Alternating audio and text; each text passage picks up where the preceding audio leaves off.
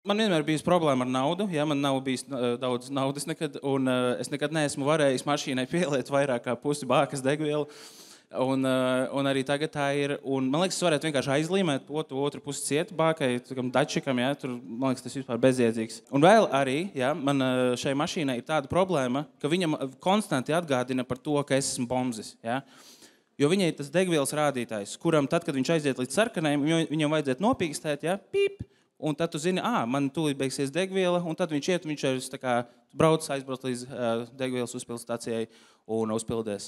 Nu, lūk, bet man viņš salūzis tādā ziņā, ka viņš aiziet līdz sarkanajam, viņš ir pīp, bet katru reizi, kad kaut kur pašvunkalēs degviela, viņš ir pīp, pīp, visu laiku pīp, un katrs tas pīp ir kā atgādinājums, ka es esmu bombzis, kas nozīmē, ka katrā līkumā pīp, pīp, tas tā kā cenzēts vārds bombzis. Bombzis. Es uzgāzēju bombzis, bremzēju bombzis. Piepildi ne tikai bāku, bet arī senu lolotu sapni.